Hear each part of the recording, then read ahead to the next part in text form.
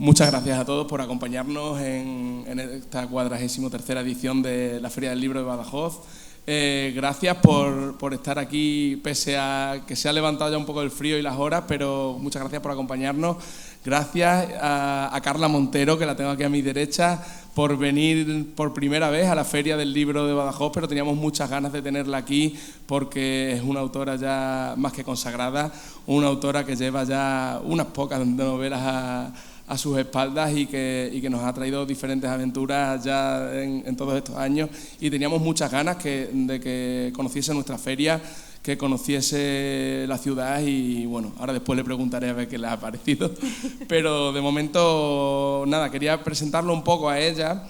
No voy a dar muchos datos porque lo que quiero es que hable ella realmente, porque al final aquí lo que venimos es a escuchar a los autores, entonces no me voy a enredar mucho, pero bueno, por darla a conocer, decir que Carla Montero es madrileña, nacida en el 73, licenciada en Derecho y diplomada en Administración y Dirección de Empresas ICADE, por ICADE, y bueno, decir que siempre le gustó la escritura, que se hizo, bueno, que se entregó desde bien joven en cuerpo y alma a la escritura hasta ver cumplido su sueño con Una dama en juego, que fue premio de novela del Círculo de Lectores y que le supuso pues que su primera novela fuese publicada. Posteriormente, bueno, pues ha tenido diferentes novelas. La Tabla Esmeralda, por ejemplo, que ha vendido muchísimos miles de ejemplares y que se ha vendido en diferentes países, ha sido traducida a diferentes países de todo el mundo. También tiene otras novelas como La piel dorada, El invierno en tu rostro o El jardín de las mujeres de Perelli y El medallón de fuego. Seguro bueno, si habéis seguido la Feria del Libro o la seguís a ella, pues estaréis ya más que acostumbrados a ver a su obra, pero hoy viene a presentarnos la que yo creo que es quizás su novela más completa, o sobre todo bueno, primero por lo redonda que es y segundo por la historia que nos trae, El viñedo de la luna. Entonces, bueno, antes de que nos metamos en conversación, sobre todo yo lo que quería, Carla, era que nos contases un poco, resumidamente, en qué consiste la novela para aquellos que no la hayan leído. Sí, bueno, ante todo, buenas tardes, noches, ya casi. Muchas gracias al Ayuntamiento de Badajoz por invitarme. Estoy encantada de visitar por primera vez vuestra feria. Espero que no sea la única. Y gracias iba a decir todos ustedes, pero parece que el usted pone una barrera aquí en medio, así que si no les importa voy a tutear. Gracias a todos vosotros por estar aquí esta noche acompañándonos. Y vamos a hablar del viñedo de la luna, ¿no? ¿De qué va? Claro, es muy difícil, ¿no? Preguntarle a un autor de qué va su novela, cómo resumir 800, casi, no, esta es un poquito menos, 600 páginas. Bueno, hay expertos en hacer sinopsis, pero yo creo que esta novela es fácil si uno se remite a la portada y enseguida puede ver bien los ingredientes que tiene El viñedo de la luna. Voy a coger el libro, tenemos aquí, sí, tenemos un castillo, un château, el típico château francés, que además yo creo que enseguida, en cuanto uno lo ve, lo identifica con Francia. La primera propuesta que me hicieron de la portada era un castillo casi pues de sin castillos, de esto con muchas almenas y con torres, y yo dije, no, esto no, porque parece un castillo alemán, y la novela no se desarrolla en Alemania, se desarrolla en Francia.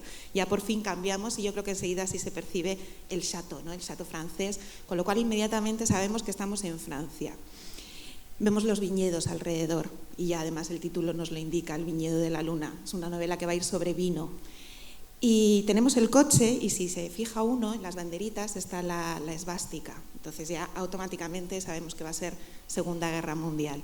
Y la mujer, una protagonista que es una mujer. Cuando a mí también me enseñaron el boceto de la portada, no sé por qué, quizá el abrigo o la bicicleta que está empujando, pero yo enseguida pensé en la resistencia. Me daba esa imagen de mujer de la resistencia. Entonces, aquí tenemos también otro de los elementos. El viñedo de la luna es una novela que va sobre el expolio de vino en Francia durante la Segunda Guerra Mundial. Así, en breves palabras, ahora iremos desgranando todos sus elementos. Sí, bueno, teníamos esta semana, el domingo creo que fue, tuvimos aquí a Juan Manuel de Prada, algunos seguro que estuvo aquí en la presentación, y el contexto histórico en el que se enmarcaba la novela de Juan Manuel es el mismo contexto es Francia durante la ocupación nazi, Aquí comienza la Segunda Guerra Mundial, llega el ejército alemán, ocupa Francia, Francia se rinde a los alemanes y ahí es donde se empieza a desarrollar toda esta novela. Lo que pasa que en una ubicación completamente diferente. La de Juan Manuel hablaba del París de la Segunda Guerra Mundial. Tú aquí estás hablando de la zona de Borgoña, de Beaume, esa ciudad de Borgoña, una tierra muy conocida por sus vinos. Toda esta historia está claramente desarrollada en ese chateau, en ese domain donde tenemos pues a todos estos personajes, a Aldara, una mujer con mucho coraje, y que me gustaría también que hablaras de ella porque la veo con una presencia y una potencia durante toda la novela, con esa determinación que de verdad es digna de admirar. Y yo creo que, a lo mejor me equivoco, pero yo creo que en Aldara hay mucho de Carla Montero. No creas. No. Yo suelo tomar distancia de mis personajes. Además, a veces me preguntan, ¿con qué personaje o qué personaje te hubiera gustado ser? ¿Con cuál te identificas? Digo, la verdad es que ninguno, porque todas las pobres tienen unas vidas tremendas, complicadísimas, así que no quisiera ser ninguna de ellas. Pero es verdad que sin vida complicada no hay novela, así que no me queda más remedio que hacerlas sufrir un poquito. En el caso de Aldara, pues estamos ante efectivamente la protagonista. Ella es una chica muy joven, estará en sus 20 y pocos años, que llega a Francia, pues como dentro de ese grupo de refugiados españoles que llegaron a Francia huyendo de la guerra civil en España. Hubo aproximadamente 500.000 de españoles que cruzaron los Pirineos y se asentaron en Francia, y de ese 500.000, unas 200.000 más o menos fueron mujeres. Y es curioso, no es curioso porque en realidad pasa siempre a lo largo de la historia, como las voces de las mujeres quedan un poco eclipsadas e incluso silenciadas por las de los hombres. Y yo creo que la mayoría de nosotros hemos oído hablar de las experiencias de esos refugiados españoles, pero de las experiencias de los hombres, ¿no? De los refugiados hombres. ¿Pero qué fue de las mujeres? ¿Qué les pasó a estas mujeres, estas chicas, que cruzan la frontera en los meses más duros del invierno, en enero, en febrero, los Pirineos, nevando, a pie, arrastrando en sus pocas pertenencias, en un carrito de bebé, en lo que podían, que además nada más cruzar la frontera las separan de los hombres, a ellas y a los niños? A los hombres pues los meten en campos de prisioneros, por llamarlos de alguna manera. Realmente se limitaron prácticamente a tender alambradas en las playas de la costa sur del Mediterráneo, y a ellas las distribuyen por toda la geografía francesa, de norte a sur, y las meten donde pueden. Es verdad que Francia no esperaba ese aluvión de refugiados españoles y se encontraron verdaderamente ante un problema. No sabían cómo lidiar con ello, cómo alojarlos, cómo mantenerlos. Lo primero que intentaron fue que regresasen a España, pero ellos no querían, mientras duraba la guerra, por la guerra, y después por temor a las represalias. Y porque también en España lo habían perdido todo. Habían perdido su hogar, en muchos casos sus familias, su arraigo, su país. No querían volver. Algunos tomaron otras vías, pues se marchaban a México, a Sudamérica, pero eso requería dinero para el pasaje y no todos lo tenían, porque además la mayor parte de los refugiados pues eran de extracción más bien obrera y humilde. Volviendo a estas mujeres, ¿qué fue de ellas? Yo me preguntaba cómo lidiaron en un país extraño con hijos a su cargo, mayores a su cargo, enfermos, donde no se les permitía trabajar, no se les permitía en muchos casos ni moverse de la zona en la que estaban alojadas. En el caso de Aldara, ella está en un cuartel militar en Clermont-Ferrand y no pueden moverse de ahí. No pueden prácticamente ganarse la vida. Hacían algunas chapucillas porque muchas de ellas pues eran costureras o eran enfermeras, entonces podían hacer alguna cosa, asistir en las casas, pero de forma realmente ilegal porque no podían hacerlo. Bueno, pues toda esta experiencia femenina del refugiada, la vamos a ver a través de la figura de Aldara. Y luego es muy importante también cómo estas mujeres, una vez que estalla la Segunda Guerra Mundial, se implican en una lucha activa contra el nazismo a través de la resistencia. El fenómeno de la resistencia francesa, ya su propio nombre lo indica, parece que es solo francés. Y de hecho así se transmite, y los franceses se encargan de transmitirlo en cuanto termina la Segunda Guerra Mundial. Las palabras de De Gaulle eran una Francia unida en torno a la resistencia y se empieza a identificar como un fenómeno tremendamente nacional y patriótico. ¿Qué pasa? Que según avanzan los años y la historia hace sus investigaciones y bueno, pues empiezan a desterrar algunos mitos en torno a esta resistencia. Efectivamente hubo una resistencia francesa, pero surge sobre todo a partir de finales del 42, principios del 43, cuando ya no estaba tan claro que Alemania fuera a ganar la guerra, cuando además los alemanes establecen el servicio de trabajo obligatorio, obligaban a los jóvenes franceses a ir a Alemania a trabajar, y muchos pensaron que antes de marcharse a trabajar para los nazis preferían unirse al maquis. Pero hasta entonces los franceses, una vez que se ven sorprendidos por la ocupación y por verse a los alemanes literalmente metidos en sus casas, ellos lo que intentan sobre todo es sobrevivir, es tirar para adelante, sacar adelante a sus familias, sacar adelante sus negocios y instaurarse más o menos en una normalidad dentro de la excepcionalidad. En cambio, todos esos colectivos que estaban perseguidos por el nazismo, ya fueran por sus ideas políticas, por ser judíos, por ser homosexuales, por los colectivos que todos sabemos que el nazismo tenía en su punto de mira, ellos no tienen nada que perder si se unen a esa lucha activa. Y entre ellos estaban los españoles. Los españoles ya habían perdido una guerra en España, con lo cual no tenían ya nada que perder. Además pensaban que si Alemania perdía la guerra, si el nazismo perdía la guerra, la situación política en España cambiaría. Con lo cual fueron de los primeros que inician esa resistencia activa frente al invasor alemán. Y eso es algo que al gobierno francés le ha costado mucho reconocer. No es hasta el año 2014 prácticamente que el gobierno francés reconoce que los españoles fueron de los primeros que entran en el París ocupado para liberarlo. Y así con todo. O sea, realmente está siendo un proceso complicado de desmitificar la resistencia francesa como ese fenómeno eminentemente nacional. Y una vez más, a través de Aldara, vamos a ir viendo esto. Ella, como digo, cruza la frontera, la instalan en Clermont-Ferrand, en un albergue, y allí conoce a un chico, a un joven, a Octave. Se enamoran rápidamente, como ocurren todas las cosas en estos momentos difíciles, estos momentos de conflicto. Se enamoran, se casan en menos de una semana y ella se traslada al hogar de Octave, que es un gran chateau en la zona de Borgoña. Antes tú comentabas que Juan Manuel de Prada hablaba en su novela del París ocupado. Y bueno, yo lo hice también en La tabla esmeralda cuando hablaba del expolio de arte y está básicamente ambientada en París. En este caso es la Borgoña ocupada y es verdad que la ocupación no es completamente diferente, pero tiene muchos matices entre las zonas urbanas y las zonas rurales. No era lo mismo vivir en París, en el París ocupado, que vivir en Borgoña o en un pueblecito rural francés. Cambiaba bastante.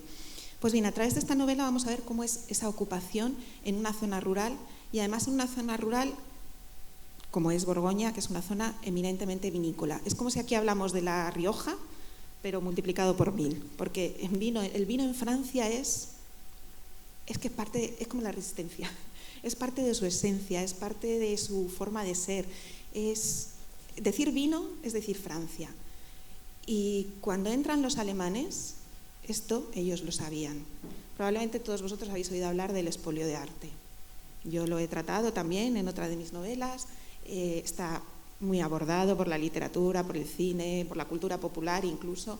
Raro es el día que no aparece en prensa una noticia de rescatado un cuadro que había desaparecido en época nazi. Bueno, pues del expolio de arte se ha hablado poco. Del expolio del vino yo creo que se ha hablado mucho menos, y además yo creo que es un tema, para mí por lo menos lo era antes de empezar a escribir esta novela, un tema muy desconocido y que tiene, a nivel económico, en Francia tuvo mucho mayor impacto. El vino es uno de los principales recursos económicos en Francia, es la segunda fuente de ingresos por exportación y, como digo, además es que forma parte de su identidad cultural. Entonces eso los alemanes lo sabían y los alemanes, cuando entraban en un territorio y lo ocupaban, iniciaban dos procesos. Primero, un proceso de apropiación cultural y luego un proceso de apropiación económica. Esto era muy claro en los países del este. El proceso de apropiación cultural no tanto. Por ejemplo, en el caso de Polonia, para ellos la cultura polaca era inferior. No merecía la pena apropiarse de ella, simplemente había que destruirla. Durante la Segunda Guerra Mundial, por poner un ejemplo, no se podía escuchar a Chopin en Polonia. Era algo a arrasar. Sin embargo, en Francia es diferente. Los alemanes admiran Francia, los nazis admiran Francia. y quieren apropiarse de sus símbolos culturales. Y entre estos símbolos está el vino. Por supuesto, esas grandes botellas que en muchos casos se pueden equiparar a joyas, a obras de arte. Si yo os digo que el vino más caro del mundo es una botella de Romanée Conti, que es un vino de Borgoña, del año 1945, por el que se pagó en subasta $500,000, eso da una idea del precio que tienen esas grandes botellas. Y enseguida se convierten en objeto de la codicia nazi. A los jerarcas nazis les gustaba dar grandes fiestas, les gustaba alardear de su poder, de su influencia, les gustaba agasajar a sus invitados con los mejores vinos. Goering era un gran aficionado al vino y como él, pues muchos de los jerarcas nazis. Hitler no, Hitler prefería la cerveza, pero sí que es verdad que le gustaba tener sus bodegas bien surtidas para agasajar a sus invitados. Entonces de Francia van a salir todas esas grandes botellas, las van a montar en trenes, las van a llevar a Alemania para nutrir esas bodegas, pero también el vino corriente, el vino de consumo ordinario, porque es un recurso económico muy importante. Entonces los alemanes lo van a utilizar para comerciar, obtener un beneficio y con ello sufragar el esfuerzo bélico, ¿no? Los gastos de la guerra, y también para distribuirlo entre sus tropas y mantener la moral del soldado elevada. Yo me puedo poner a hablar y puedo continuar. Pues mira, es que te estoy escuchando un poco embobado, porque la verdad que me encanta escuchar todo este contexto histórico en el que se desarrolla, que además muchas veces, lo que decías antes, pasa desapercibido. De hecho, uno de los episodios históricos que de verdad ocurrieron y que narras en la novela, y que es esta parte del origen de este expolio dentro de este chateau, es la cena de los tres emperadores, que es un episodio histórico que yo no conocía hasta que leí tu novela y que he leído después de él, y la verdad que es muy sorprendente. Me gustaría que se lo dieras a conocer un poco al público que nos está escuchando. Sí, bueno, en este proceso de construcción de la novela, dentro de esa apropiación, ¿no?, que van a llevar a cabo vamos a ir viendo, ¿no?, cómo se desarrolla, pero a base de pinceladas, porque realmente lo que es una historia de personajes, y a través de los personajes vamos a ir viendo cómo los alemanes inician y llevan a cabo este proceso de apropiación del vino francés. Pues bien, dentro de la construcción de la novela yo necesitaba un tesoro que los nazis codiciasen. Me lo podía haber inventado, ¿no?, una botella magnífica. El Romanée Conti del 45 todavía no existía, con lo cual no podía utilizarlo. Pero yo quería que fuera, me apetecía que fuera algo real, algo que hubiera existido de verdad. Y buscando, investigando, de repente me topo con la cena de los tres emperadores. No sé si alguien ha oído hablar de la cena de los tres emperadores. Yo tampoco. Esto fue una cena que tuvo lugar en el año 1867 en París, con motivo de la Exposición Universal. Y allí el Kaiser, Guillermo I de Alemania, que debía de ser iba a decir un gourmet, yo creo que era un zampón de los buenos. Y él encargó una cena al mejor chef de la época, que era Adolphe Dugler, y se la encargó en el mejor restaurante de la época en París, que era el Café Anglais. Quería invitar al zar Alejandro II, que iba acompañado del entonces zarevich Alejandro. No era todavía emperador, no era todavía zar, pero lo sería Alejandro III. Por eso se llama la cena de los tres emperadores. Yo creo que quien le puso el nombre debió de parecer que dos emperadores eran poco y dijo, vamos a meter al zarevich en el saco, y va a ser la cena de los tres emperadores. Pues bien, le dijo que organizase una cena fastuosa, con lo mejor que pudiera encontrar. Y así lo hizo. Desde langostas, ostras, las mejores aves, las mejores salsas, las mejores carnes, los postres, todo. 16 platos, ni más ni menos. Hoy durante la comida comentábamos que, madre mía, estos restaurantes donde te ponen tanto plato, es verdad que son platos así, pero estos eran platos, 16 platos, como Dios manda, bien llenos, que degustaron durante 9 horas, menudo homenaje. Se ha calculado que el precio de esa cena a moneda de hoy en día sería de unos 900 euros por persona. 9.000 he leído yo. 9.000, me ha bailado el cero, 9.000 euros por persona. No tanto por los manjares, que lo eran efectivamente, sino sobre todo por las botellas de vino que acompañaron la cena, y ahí tenía yo mi tesoro. 8 botellas, entre ellas además había una representación española, había un Jerez, había un Madeira, varios Burdeos, creo que era 1 o 2 vinos de Borgoña, no recuerdo ahora bien, y un champán, que además dio lugar a una anécdota muy bonita, que es el nacimiento del champán Cristal. Es uno de los mejores champáns del mundo, de la marca Roederer, de la casa de Roederer, que fue la que sirvió el champán de la cena. Entonces Alejandro II quedó enamorado de este champán, le encantó, y quiso que se lo sirvieran oficialmente a la Casa Imperial Rusa, pero poniendo dos condiciones. Una, que la botella no tuviese, sabéis que las botellas de champán tienen como un huequito en el fondo, ¿no? Porque puedes meter la mano. Él dijo que la botella tenía que ser plana y que el vidrio tenía que ser transparente, que no podía ser verde. Los historiadores se preguntan por qué. Entonces, algunos dan una explicación más prosaica, y es que bueno, pues el zar lo que quería era observar la burbuja del champán, que no tiene mucho sentido porque la burbuja solamente se observa una vez que está servido, en botella no se ve.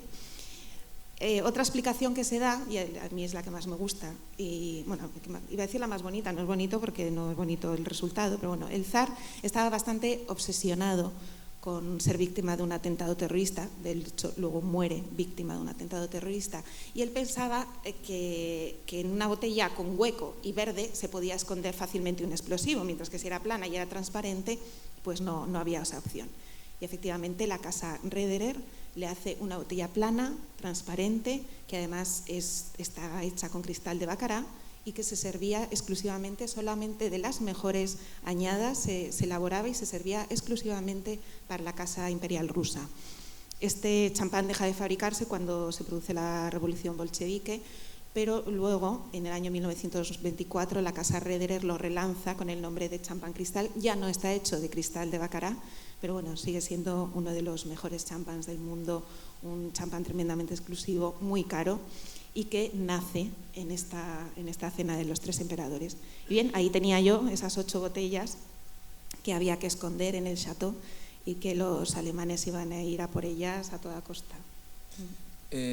Y ahí entra también la codicia del otro hijo del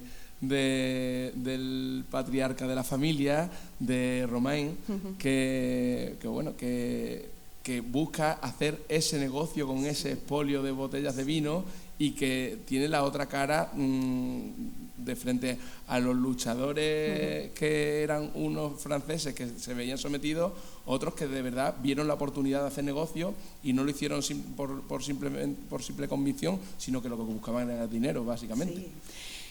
Antes lo he dicho, esto sobre todo si quitamos todo la parafernalia, ¿no? La ambientación, la Segunda Guerra Mundial, los vinos, ¿qué nos queda?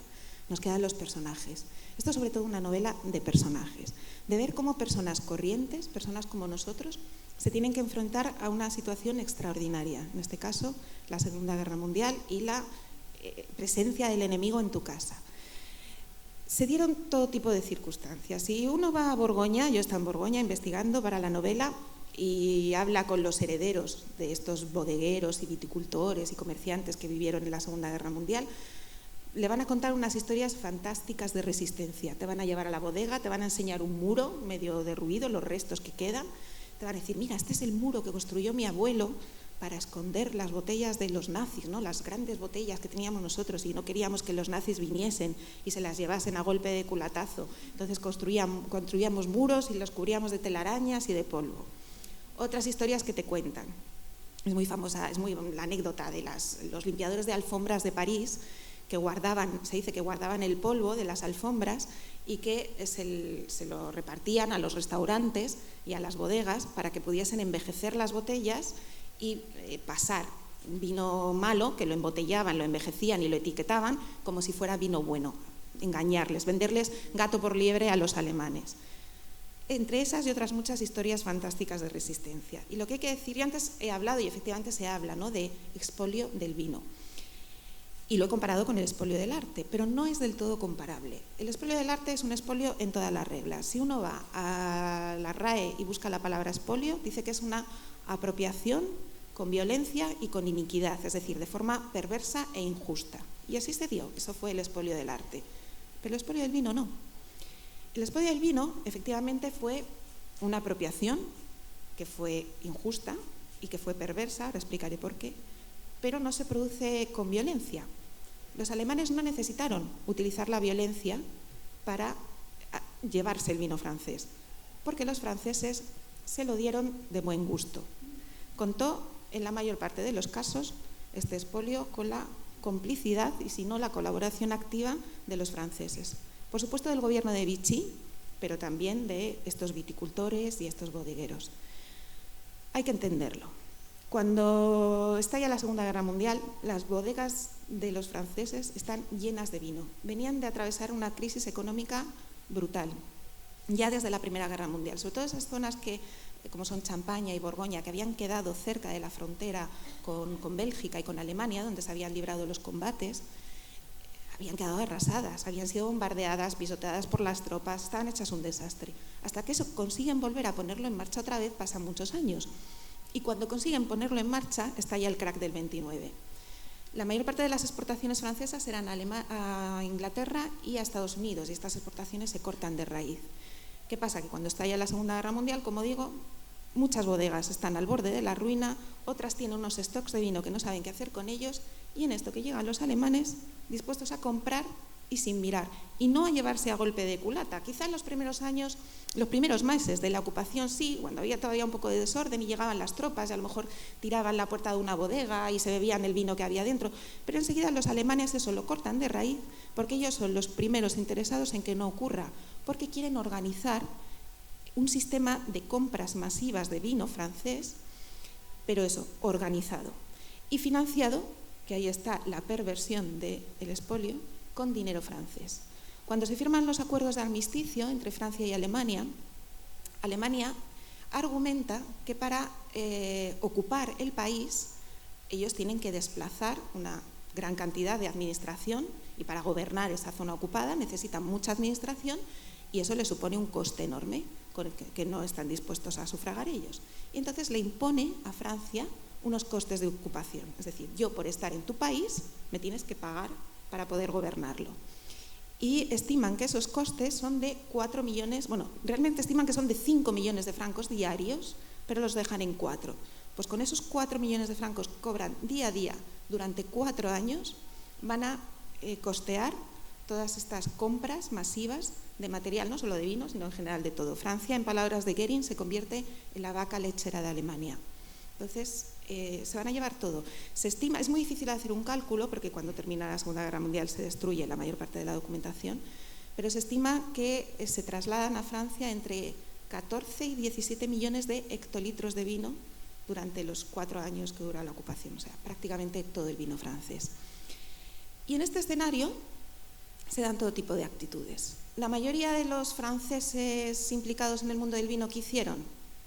Pues consentir, vender su vino, sacar sus negocios adelante, porque es verdad que a veces uno piensa en la bodega y piensa en ese gran chateau, ¿no?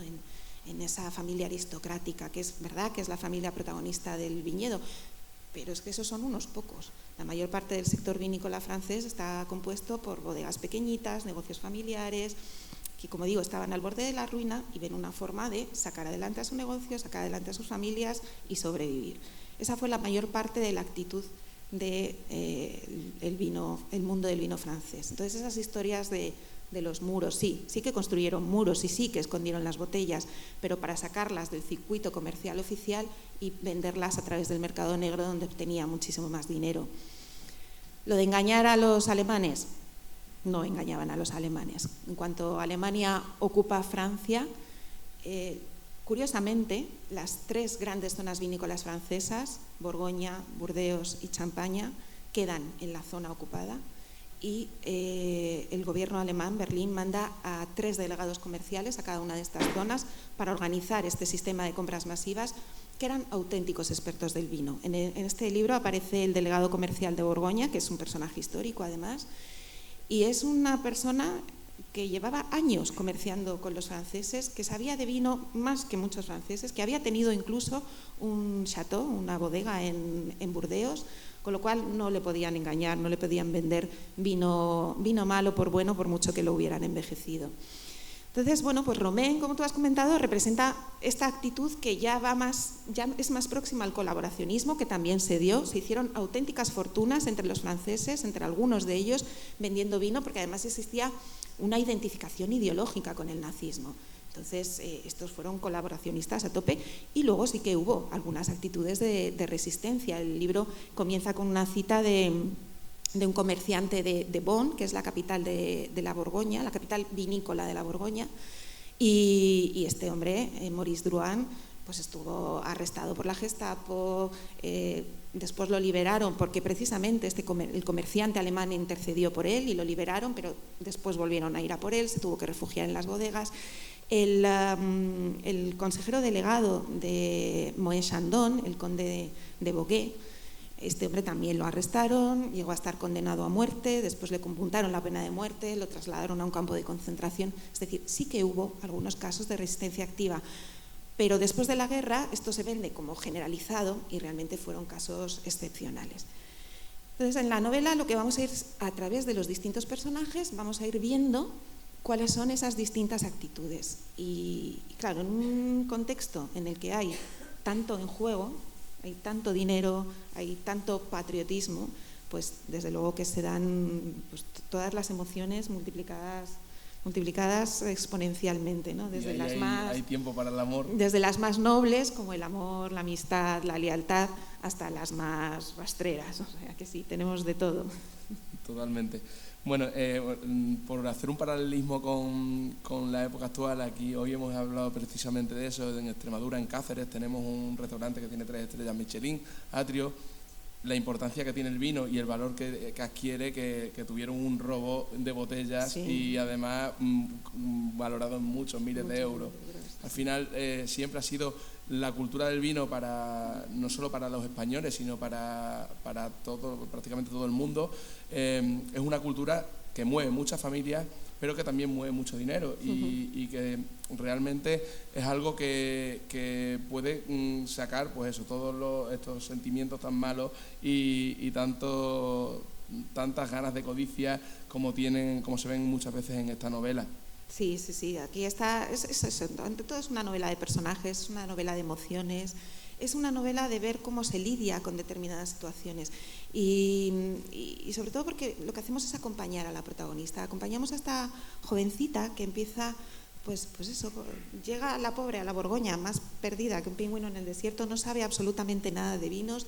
Además, bueno, ella llega de la mano de Octave, de su marido, pero él enseguida, en cuanto estalla la guerra, se marcha al frente y cuando la guerra termina es hecho prisionero, con lo cual se va a pasar en Alemania la mayor parte de toda la ocupación. Entonces ella se encuentra sola, con un suegro que además la recibe de uñas, también hay que entenderlo, ¿no? De repente su hijo predilecto, el que va a ser heredero del negocio, del chateau, de la marca de vinos, le aparece con una refugiada española que, como he dicho antes, los refugiados no tenían muy buena prensa en Francia, una chica que no conoce de nada, le priva además del placer de una gran boda. Entonces ella no es muy bien recibida en ese chateau, se queda sola, no sabe nada de vinos y de su mano vamos a ir descubriendo pues eso, cómo era el mundo del vino en Francia, cómo funcionaba una bodega, pero a pinceladas. A veces me preguntan, pero es que has tenido que documentarte mucho. Digo, sí, pero no pretendo hacer un tratado de enología, sino simplemente ambientar y que el lector pueda casi sentir que está paseando entre esos viñedos, que está descendiendo a esas bodegas con ese olor a humedad, a madera, a vino. Esta mañana te decía que una de las cosas que más me había gustado de la novela era la línea temporal tan marcada, cómo todo evoluciona a la vez, cómo los personajes van evolucionando, porque es verdad que los personajes evolucionan y puedes irlos viendo, cómo van creciendo y también cómo va pasando pues todo el tránsito de la guerra y demás. Pero ahora que lo estabas hablando, creo que lo que más me ha gustado de la novela es lo bien que describes esos paisajes, lo bien que describes a esas personas, porque es que te da la sensación de realmente de que estás allí. Yo supongo que conocerás bien la zona o habrás estado allí y te habrá dado tiempo a conocerla, ¿no? Sí, bueno, hice un viaje para documentarme. La verdad es que es una zona espectacular. Borgoña es preciosísimo. La zona vinícola no es muy grande, es prácticamente una franja que va desde, siendo muy, muy generosos, desde Lyon al sur, realmente es un poquito más arriba, hasta Dijon al norte. Va en torno a la carretera que une las dos capitales y es lo que ellos llaman la Côte d'Or, que es donde se producen los grandes vinos de Borgoña. y es una zona de viñedos que como que está a los pies de una colina que luego se prolonga en el horizonte, y en los días despejados se puede ver incluso el Mont Blanc al fondo. Es de pueblecitos pequeñitos, medievales. Hay algún chateau, pero no muchos. Verdaderamente la zona de los grandes chateaux es más Burdeos. Borgoña es más una zona de minifundios, por decirlo de alguna manera, de viñedos pequeñitos que allí llaman los climat. El climat es ese trozo de tierra en el que se cultivan las vides, que a veces no es más grande que un jardín, y que da vinos maravillosos. Romanée Conti, que antes lo he nombrado, y que un poco por el concepto que tenemos aquí de vino, que normalmente el vino lleva una marca o el nombre de la bodega, parece que Romanée Conti podría ser la marca o el nombre de la bodega. Pues no, Romanée Conti es el nombre de la tierra, del terreno, del climat, como ellos dicen, donde nace esa vid que da esas uvas que son únicas y que hacen un vino completamente diferente a las uvas del climat de al lado, aunque nos pueda parecer mentira, y ya, por supuesto, a las que están al otro lado de la carretera. Entonces, en Borgoña tiene una forma muy particular de concebir el vino. Los paisajes, como digo, son espectaculares. Yo recomiendo la visita, además no está muy lejos de España.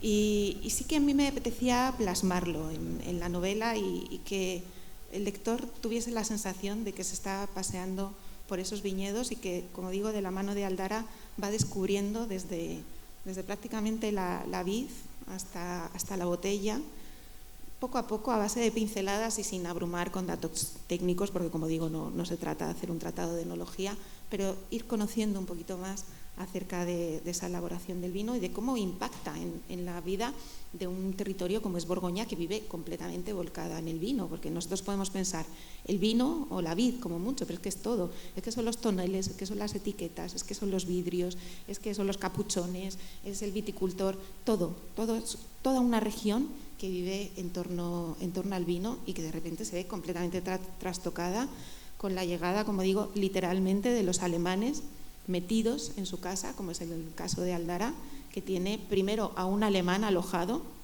en el chateau y luego a otros dos más, porque era una práctica bastante habitual. Antes he dicho que la ocupación fue distinta en las zonas urbanas, las rurales. Las zonas urbanas no era tan habitual porque todos esos efectivos, todo ese personal administrativo y militar que desplaza Alemania y que tuvieron que alojar de alguna manera, en las zonas urbanas era fácil porque había infraestructura hotelera, pero en las zonas rurales no. ¿Y qué hicieron? Pues acudir a las casas de los particulares, y directamente un día uno llegaba, le tocaban a la puerta, abrías y te encontrabas a un soldado alemán con una orden diciendo: a partir de mañana está aquí el oficial fulanito, el capitán fulanito, que tiene usted que alojar en su casa. Y allí se encontraban los franceses. O sea, imaginaros, yo me pongo, ¿no?, en el papel de ellos y sobre todo de ellas, porque eran normalmente las que estaban al frente de las casas, y te encuentras metido a un alemán, un enemigo, un ocupante, te lo encuentras metido en tu casa, comiendo, durmiendo, le tienes que lavar la ropa, le tienes que atender como si fuera un huésped, y pues imaginaros esas relaciones, ¿no? ¿Cómo sería? Algunos estaban para unos pocos meses, otros se tiraban varios años. ¿Cómo serían esas relaciones entre el invasor y el invadido? Pues ahí había de todo. Entonces aquí también lo vamos a explorar en la novela a través de uno de los personajes. Voy a dar la oportunidad al público por si quiere hacer alguna pregunta. No sé si alguien quiere comentar algo del libro o alguien quiere preguntar.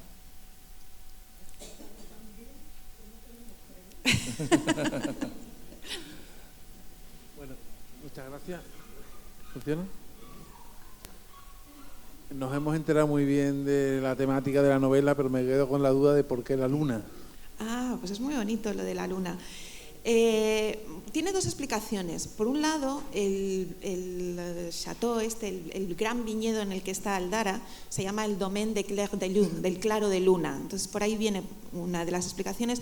Luego también porque la luna ha sido, a lo largo de la historia, muy importante para los viticultores.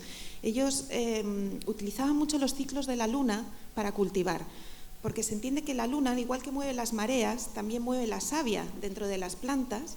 Entonces, en función de los ciclos de la luna y de cómo la savia esté, pues por ejemplo, si está concentrada en las raíces, es buena época para podar. Si sube hacia la planta, hacia la hoja, es buena época para vendimiar. Entonces, tradicionalmente, han vivido muy, muy pendientes de los ciclos lunares. Entonces, incluso hay un momento en la novela que Aldara está asomada a una de las ventanas del chateau, está contemplando los viñedos y está con su marido, y los viñedos están bañados por la luz de la luna, ¿no? Y ella le dice a él, si es que la luna es más dueña de los viñedos que tú. Entonces, tiene mucho impacto en el mundo vinícola la luna. Ahora además se está recuperando. Hubo una época que no, que todo se volvió como más técnico, más tecnológico. Pero ahora al recuperarse todo esto de la agricultura ecológica, biológica, la biodinámica, vuelve a tener otra vez mucha relevancia lo de los ciclos de la luna en el cultivo de la vid. ¿Alguna otra pregunta? Pues yo sí que te quería hacer otra porque no me quedo con las ganas de preguntarte. Porque no has caído en los estereotipos, sino que ni los malos son tan malos, ni los buenos son tan buenos. Eso es algo que ocurre habitualmente. Pero aquí le das una vuelta de tuerca porque hay personajes que de primeras te podrían caer fatal y acaban cayéndote muy bien, y hay personajes que de primeras te podrían caer bien y acaban cayéndote mal. Bueno, pero como la vida misma, ¿no? ¿Quién no conoce a alguien que a lo mejor de pronto le entra raro, pero luego a base de conocerlo descubres que congenias, que está bien, y al revés, alguien que te entra por los ojos y luego dices, pues no.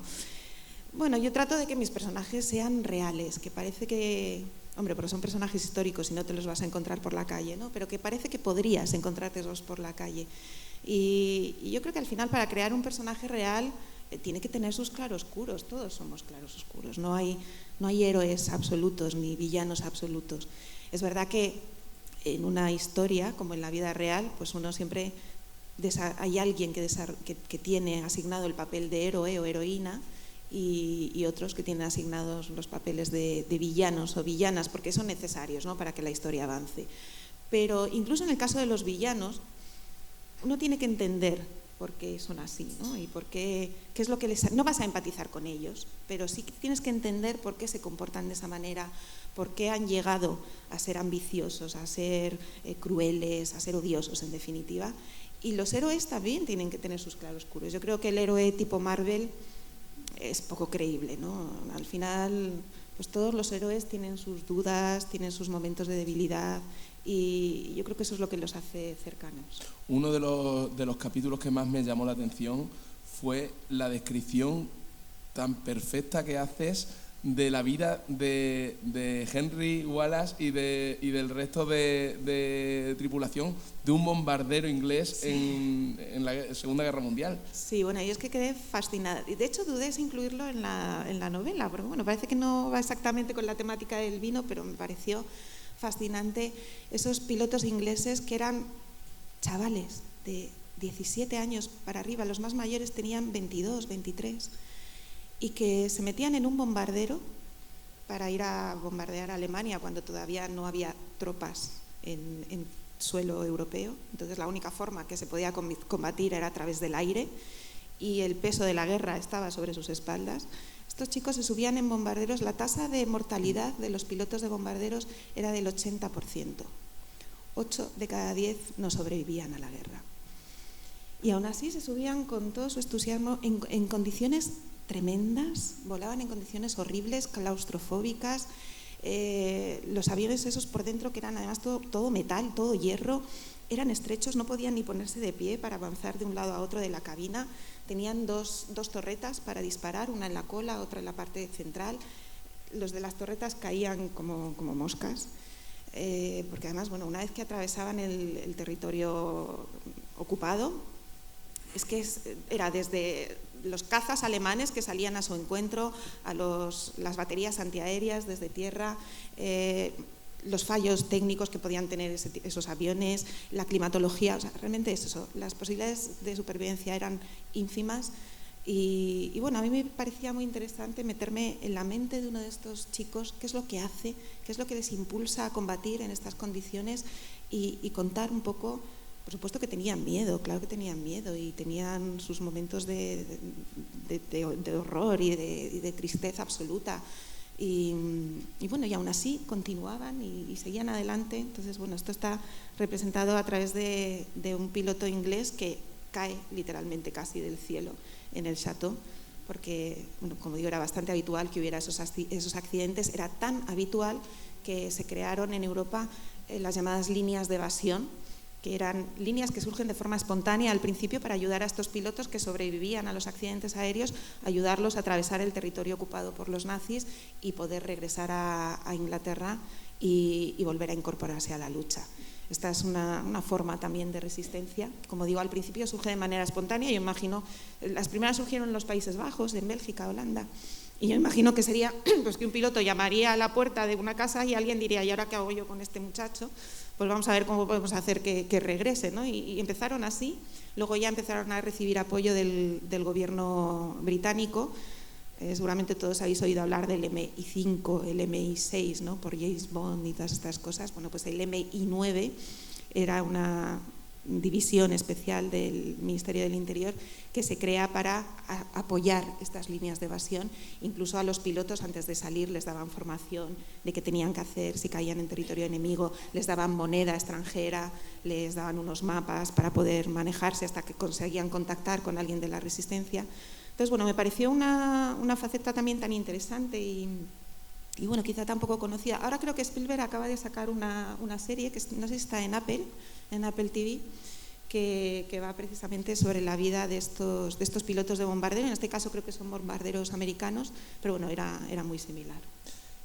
Tenemos guerra, tenemos vino, tenemos amor, tenemos historias familiares y tenemos un asesinato también que vemos, una muerte trágica que vemos en el primer capítulo de la novela.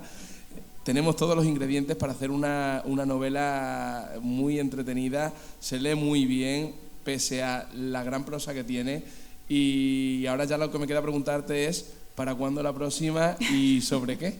Eso me preguntan mis editores también. Bueno, la próxima. Yo suelo sacar una más o menos cada 2 años, con lo cual probablemente para dentro de un par de años.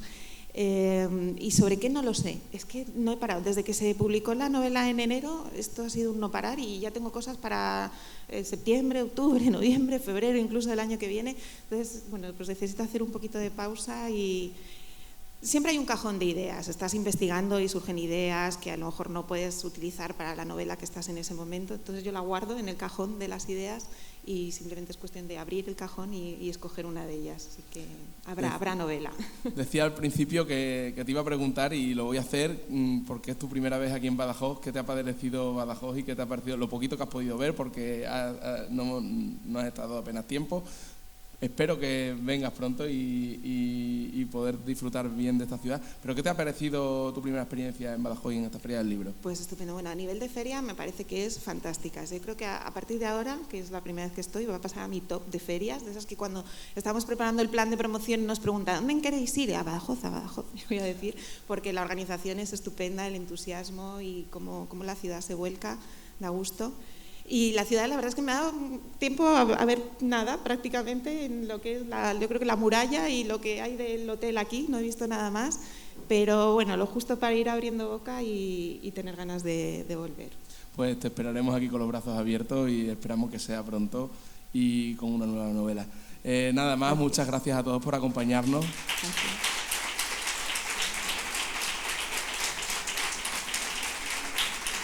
Y muchas gracias, Carla, por estar con nosotros. Gracias a todos.